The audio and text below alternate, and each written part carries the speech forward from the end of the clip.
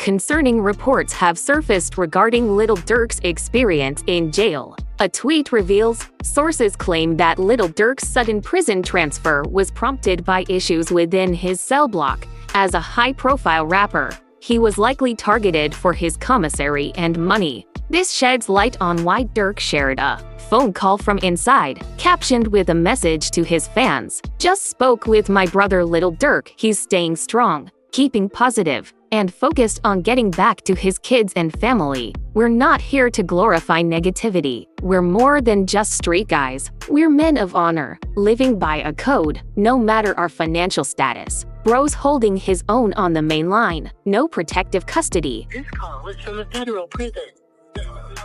Say what, bro? I said, I know you're real, but if you need anything, you know I got you. I appreciate it. You know, thought that count, Yeah, I know how that be, but it don't matter, bro. We ain't never moved our money. Except for that first time. Once it was that, it was that. Once it was like then, everything was his. Yeah. I still got peace saying, well, I came up here like, shit, where you from? What you got going? I do it, you know. Man, what? The PC? Hey. I thought they thought of mute you. Downstairs, they be like, man, man, send me upstairs. Whatever it is, I gotta tap to you. Nah, sir. Can't go no more. Lil Durk was reportedly offered protective custody but turned it down, choosing to stay on the main line. This decision sparked discussions online, with DJ Academics also sharing his thoughts on the matter. All due respect to whoever 900 brother is, again, with all due respect to you. The guy's fighting for his life. I get it. Maybe for whatever reason, which I still think would be a dumb reason. Let's say that Durk wants to address the people. You know how you put this out? You say, yo, Durk, we on. You let him say what he's saying to the public, and you cut it off. We don't need to hear y'all back and forth. Because a lot of this audio kind of feels like maybe this wasn't how Durk wanted to first communicate with everybody in the world. Anything he does is going to go viral. Having a conversation about, even if you think it's in good faith, yo, we don't move off money, nah, blah, blah, blah. It don't sound right. It don't sound right, brother. However, fans believe there's more to the story. Trusted sources suggest that Quando Rondo might be making calls to inmates to target Lil Durk as payback for the death of Lil PB the day after Durk's transfer. Lil Tim, the man responsible for taking King Von's life, gave an interview claiming that the entire situation could have been avoided. Shit, I was just protecting my little brother. When you did finally find out that it was King Von, how'd you feel? I was like, damn, if Brian did that stupid shit last night, he still would have been alive. That's how I was. But I was like, shit, I ain't no the type person I am. Like, I'm a humble person. I ain't no disrespect to like his mama saying him shit like that, because I could easily get on that type of stuff and be clout chasing type. Like, I ain't on that type. I'm a humble person, but it's like, at the end of the day, if they ain't never popped that shit off, that would have never happened like that. However, with Tim speaking on the situation, rapper Brick Baby also publicly called out Lil Durk, accusing him of being involved in the crime. In an old Instagram interview, Brick Baby reacted to the allegations, adding fuel to the ongoing drama. This is just it. 5 Chicago gang members with ties to Lil Durk, OTF, accused of being hired to alive Quando Rondo in the LA incidents where Lil Pop was unalive. Suspects faced the penalty if convicted. He said indictment alleged that flights and rental cars were paid with credit cards linked to OTF. But was this an attempted hit? Or Well, They can't say that no more. Then they put you as Why? Oh yeah, because of your face. Wait, no. Like you died. You can't say that no more. Oh, because of FG Cash? Oh, federal charges in California? Nah, because Lil Pop. So this is about the... Oh.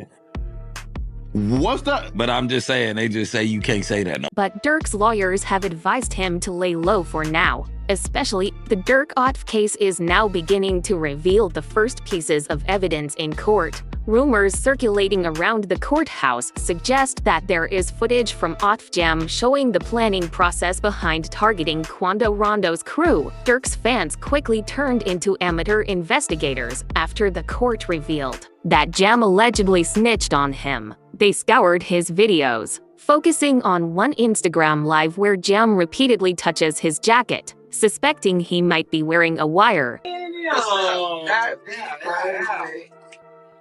Hey, kid! I ain't gonna lie, my whole dream changed. I ain't gonna lie, feeling like back in the day. Oh, my!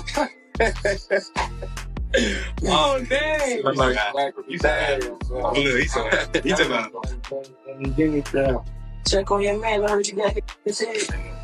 I ain't gonna lie, man. Hey, when I was growing up, I never happened to dare. Architect. What happened to who? What happened to dare? School trying to stop time. All that whooping on the net, it got your man. Metro! Metro! It's certainly strange that Jam would allegedly snitch on Durk, especially after he publicly acknowledged just last year how much Durk had supported him. This turn of events has left many fans questioning his loyalty. It's even more perplexing considering that Jam had previously praised Durk for paying for his security during his first prison sentence and even buying him a car and a house when he was released. This shift in loyalty has left many fans in disbelief, wondering what caused Jam to turn against someone who had supported him so much. Yeah, because you just came home not too long ago, like when you come home. So I've been home a little bit over a year. Yeah, okay. A little bit over a year. Yeah. 12 years flat. 12 years? Like 12 years. Did my time. Ain't told them nobody. Right. Ain't no on my name. But like, how did you even get linked in with just OTF period? Man, you get linked in. Probably do linked in. This ain't no people I met. Nah, I know them. Like I'm saying, this is before jail. I know. Yeah, because he's super solid, but like you know what I'm saying? He said, Jam get out that jam, I'll give him 50. He ain't gotta ask again, bro. Like, you know what I'm saying? He ain't gotta ask. He said he gave you 50, bro. You know what I'm saying? It really makes you question why Jam would snitch, especially considering the support Durk had given him. It was later revealed that Jam had been locked up again for firearm possession and facing more time behind bars. He decided to cooperate with authorities to avoid further jail time, despite Durk's generosity, including providing him with a house, a car, and even $50,000 in cash. Jam's decision to turn his back on him has left fans feeling disappointed and betrayed. It's a sad turn of events, especially given the loyalty Durk had shown. Steady crying, huh? He's steady crying. Feed him. Feed him. Get him up for big mom get pregnant, bro. You see that? Feed For my him. baby. He talking about, that's really how y'all hold y'all babies, ain't it? I gotta hold my money like this. It's too much. Crazy though. My sitting up there doing all this. Sneak this and internet games and all this. Up some money, do something. Like, goof. Bro got out what? You know that How many you did it all? How many years I did it now? Yeah. That's your 12. last bit. 12? 12. That boy popped out 12 years. To make matters worse for Durk, prosecutors are now using his own lyrics against him in the case. The lyrics, which some believe reference real-life events, have become a focal point. A particular line from his song, "Look on the news and see your son screaming no no," is being interpreted as a reference to Quando Rondo's reaction to the crime, further complicating Durk's legal situation. It's a tough situation, with the lyrics potentially being used to paint a narrative of involvement in the crime. How is that? Then it's people like, you lined up somebody from your hood. Like, listen, I didn't. But at the end of the day, what's wrong with giving my friend the address? Oh, look, this is my boy. He lost his boy. Who did it could be around. 9 times out of 10, he had asked me, I probably would have been coking if he even asked anybody, if this is even true. But 9 times out of 10, like I said, can I leak a bar? Sure. I said, if he make the call right now, I'd up it. Adding to the case, prosecutors have presented more lyrics from Durk's songs, including the line, "Told me they got an Addy. They got the location, go." This could be linked to a statement made by rapper Brick Baby, who claimed that he would drop Quando Rondo's location if Durk had asked him. The connection between these lyrics and Brick Baby's words may be used to strengthen the argument that Durk's music is reflective of real-world actions, further complicating the case against him. Solitary. We just looked at him. Let's go over there. Boss, you good? My boy. Let's go. They got real in here, man, because he just stepped in. The money man stepped in. Unfortunately for Durk, his incriminating lyrics will make the case even more difficult, adding to the pressure. There's video evidence showing that Durk was aware of the men involved in the killing of Lil P. This footage reveals that Durk's best friend, King Von, was seen shopping for jewelry with the suspects in the past. This could be crucial evidence linking Durk to the individuals involved in the incident, further complicating his legal situation. Real victory. Because it is a demonic force. It was a dark force. It was a dark energy that came down from Chicago and spread throughout America. I don't think we'll hear drill music ever again. I don't think drill rappers would ever be celebrated ever again. Down goes the drill. So this is a victory for law-abiding Americans who like hip-hop music but don't like the killing part. This situation has caught the attention of Charleston White, who controversially stated that Durk's arrest could actually be good for rap. White argued that Durk's arrest and the legal troubles surrounding him could serve as a wake-up call for the rap industry, highlighting the dangers of glorifying street life and criminal activities in music. His comments have sparked debate, with some agreeing that the incident could lead to more responsibility within the rap scene, while others believe it further fuels the narrative of hip-hop's darker side. They can't see other shit. What? Tweaking little folks. Right. Hey, somebody always said slap con. Yeah. Oh, somebody always said slap con. Well, look on that'll, yeah. What Goofy said that? He said, bro, like a cheeseburger. Ain't nothing cheese, you don't feel stupid. What? This is real water. Y'all Jews be y'all over for real. Hey, I know what it be too, bud. What's that? Like everybody be having that cheese, y'all. Y'all be doing shout outs, man. Okay.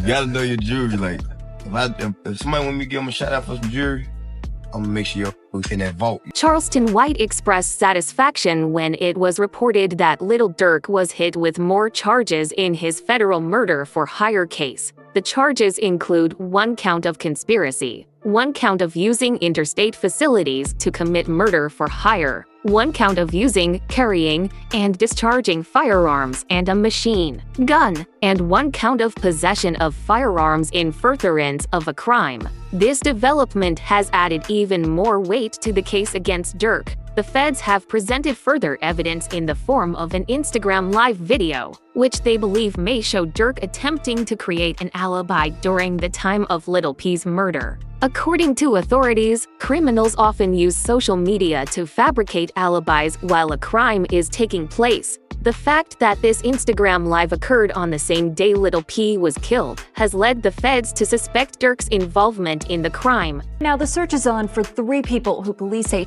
at a Savannah rapper, a member of his entourage. In the court files, there was also documentation of the back and forth between Quando Rondo and Lil Durk, which intensified after King Von's passing. Quando Rondo fired back with aggressive lyrics, dissing Durk and his crew. "Man ran up on me, then we sprayed him. I'm talking lights out. We do the dash in that Durango. Jumped out with that pipe out. So tell them to pipe down." Lil Durk eventually responded with his own lyrics, implying that he was behind the retaliation. Allegedly, Durk had planned the hit and made it clear in his lyrics. They like Durk. He's a singer. He won't do something. You can believe whatever you want. I Got Your Folks hit. Shortly after, the hit was reported, adding more weight to the growing case against Durk. This back and forth, which was documented through their music, has raised suspicions that the lyrics were not just artistic expression but could also serve as incriminating evidence in the case. Interview 13.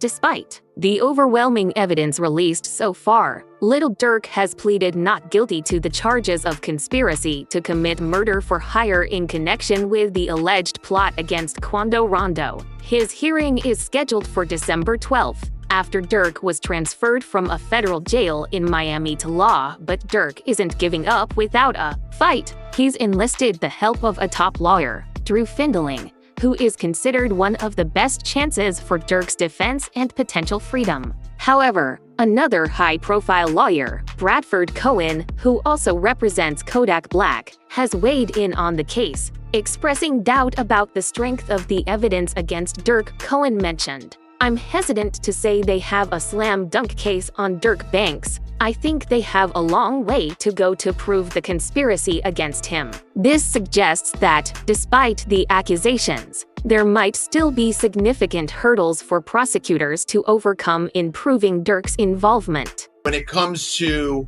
Durk Banks, you know, so far I've seen one text that says, "Don't have them associate my name with any kind of flights that they're taking." Certainly that's not a good text, but is that the only text? Because that doesn't, you know, that in itself doesn't stand on its own. Certainly it's circumstantial. But like I said, we have to wait and see what other evidence they have. If they have a snitch, if they have videotapes or audio tapes of him saying something, I think that's a lot different than, hey, just make sure you don't associate my name with these guys.